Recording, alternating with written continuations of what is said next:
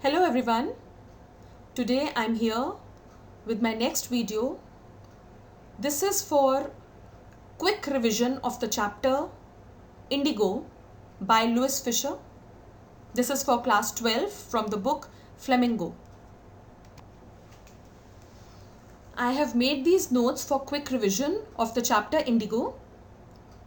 This is in the note making form, although I have not used any abbreviations. Let us quickly start. The first point is about Rajkumar Shukla, who was an illiterate but a resolute peasant. He went to annual convention of Indian National Congress Party in Lucknow in December 1916, where he met Gandhiji and followed him to Kanpur, Ahmedabad and his ashram. He wanted to complain about the injustice of the landlord system in Bihar. When Gandhiji saw his tenacity, he asked him to fix a date, and so they fixed a date and he met Gandhiji in Calcutta, where they boarded the train to Patna. Visit to Rajendra Prasad's house. So when they got down at Patna, Rajkumar Shukla took Gandhiji to Rajendra Prasad's house. Rajendra Prasad, who presently was a lawyer and later on became the president of Congress Party and of our country, India. Rajendra Prasad ji was not at home, but his servants recognized Shukla because Rajkumar Shukla kept visiting there. They thought Gandhiji to be an untouchable by clothes he wore. He was not permitted to draw out water from the well lest he might pollute the water, although they allowed them to stay over there. So this showed that the problem of untouchability prevailed in Champaran. Then Gandhiji visited Muzaffarpur on the 15th of April 1917. He went there because he wanted information about the prevailing conditions of this whole area. Gandhiji sent a telegram to Professor J.B. Kriplani. Professor J.B. Kriplani was a professor in the Arts College, and Gandhiji had met him before in Tagore's Shantiniketan school. When Kriplani received the telegram, he went and he was found waiting at the station with students to receive Gandhiji. Gandhiji stayed for 2 days at the house of Professor Malkani. Sharecroppers from Champaran came in large numbers to see their champion.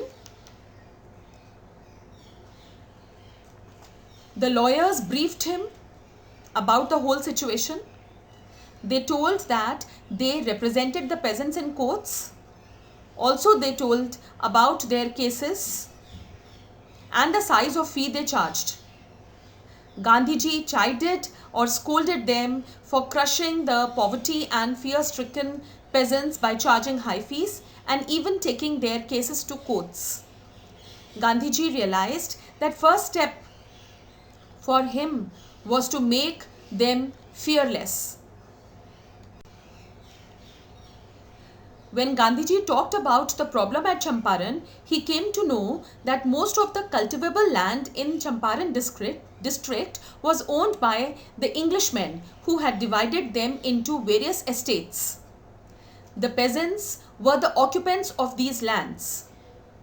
Englishmen forced the peasants to cultivate indigo on 15% of their land and to give the crop to them as rent. Now presently, the landlords learned that Germany had developed synthetic indigo which was much cheaper.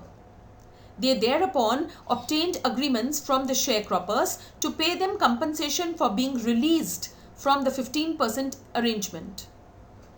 The sharecropping arrangement was irksome to the peasants, and so many signed willingly. Those who resisted engaged lawyers. The landlords hired thugs. The information about synthetic indigo reached the illiterate peasants who had signed, and they wanted their money back. Next, Gandhiji arrived in Champaran. He visited the Secretary of British Landlord Association to get the full information about the sharecropping problem, but they did not give any information to him because they felt that Gandhiji was an outsider. He next met the British official commissioner of Tirhut division, who bullied and advised him to leave Tirhut. Gandhiji disobeyed him and proceeded to Motihari, that is the capital of Champaran, with many lawyers. There in Motihari, he continued investigations. During that time, a report came about a peasant being ill-treated. Gandhiji was called back by a messenger of the superintendent when he got on his way to meet this peasant. Gandhiji was going there on an elephant and wanted to talk to this peasant who had been ill-treated. But the messenger of superintendent called him back, and then he was given a notice to leave Champaran. Gandhiji signed the receipt and wrote that he would disobey. In consequence, Gandhiji received summoned from the courts. Now let us see what all happened when Gandhiji was summoned in court. Before going to the court, all night Gandhiji remained awake. He telegraphed Rajendra Prasad to come from Bihar with influential friends.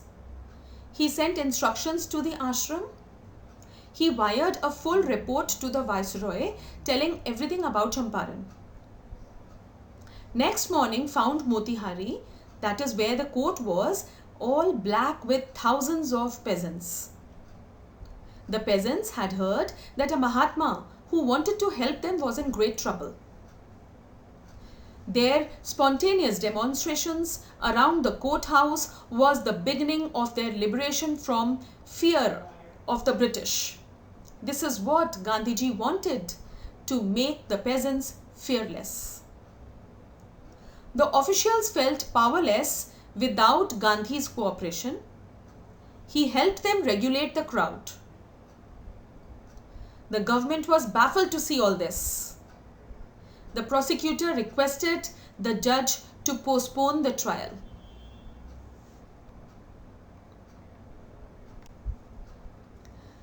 Gandhiji protested against the delay. He read a statement pleading guilty. He was involved, he told the court, in a conflict of duties. On one hand, not to set a bad example as a lawbreaker, and on the other hand, to render humanitarian and national service for which he had come.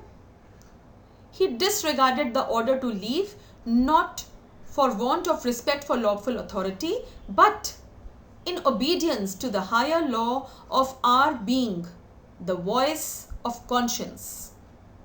He asked the penalty due. The magistrate announced that he would pronounce sentence after 2 hours recess and asked Gandhi to furnish bail for those 120 minutes. Gandhiji refused. The judge released him without bail.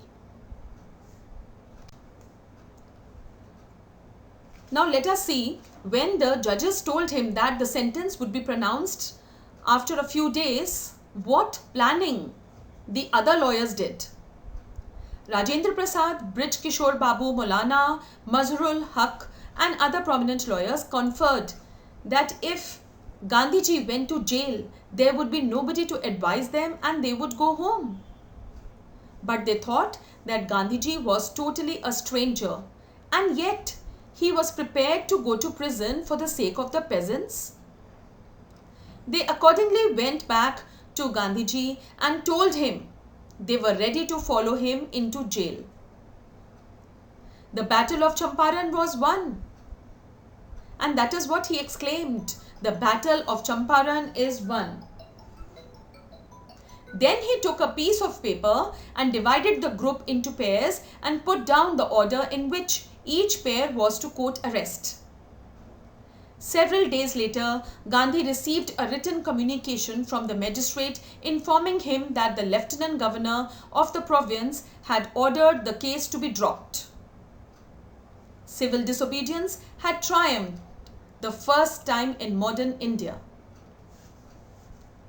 Now let us see how the problem of Champaran was resolved.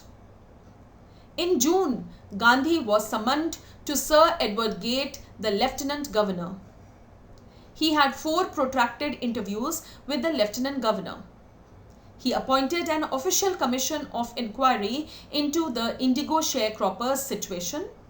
The commission consisted of landlords, government officials, and Gandhi as the sole representative of the peasants. The official inquiry assembled a crushing mountain of evidence against the big planters, and when they saw this, they agreed in principle to make refunds to the peasants. But how much we must pay? They asked Gandhi. He asked only 50%. The representative of the planters offered to refund to the extent of 25%, and to their amazement, Mr. Gandhi agreed. Gandhi explained that the amount of the refund was less important than the fact that the landlord had been obliged to surrender part of the money and part of their prestige. Now the peasants saw that he had rights and defenders. The peasant learned courage. So 2 things they had already learned, that was to be fearless and to be courageous. Gandhiji never contented himself with large political or economic solutions. He worked for the cultural and social backwardness. Firstly, he set up primary schools. Primary schools were opened in 6 villages with the help of teachers like Mahadev Desai, Nirhari Parikh, and their wives volunteered. Devdas, Gandhiji's youngest son, arrived from the ashram, and so did Mrs. Gandhi, who taught the ashram rules on personal cleanliness and community sanitation. Gandhiji saw that health conditions were miserable. He got a doctor to volunteer his services for 6 months. 3 medicines were available: castor oil, quinine, and sulfur ointment. Anybody who showed a coated tongue was given a dose of castor oil. Anybody with malaria fever received quinine plus castor oil, and anybody with skin eruptions received ointment plus castor oil. Gandhi noticed the filthy state of women's clothes. He asked Kasturbai, his wife, to talk to them about it. Self-reliance, making of a free Indian. The Champaran episode was a turning point in Gandhi's life. What I did, he explained, was a very ordinary thing. I declared that the British could not order me about in my own country. Charles Freer Andrews, the English pacifist who had become a devoted follower of Mahatma, came to bid farewell before going on a tour of duty to the Fiji Islands. Gandhi's lawyer friends thought it would be a good idea for Andrews to stay in Champaran and help them. Andrews was willing if Gandhi agreed, but Gandhi was vehemently opposed. The cause is just, and you must rely upon yourself to win the battle. You should not seek a prop in Mr. Andrew because he happens to be an Englishman. This is what Gandhiji said. Gandhi in this way taught us a lesson in self-reliance. Self-reliance, Indian independence, and help to sharecroppers were all bound together. I hope these notes will be really helpful. I have covered each and every point. If you have still not subscribed my channel, please subscribe my channel and also press the bell icon for the latest notifications. Goodbye. Do take good care of yourself.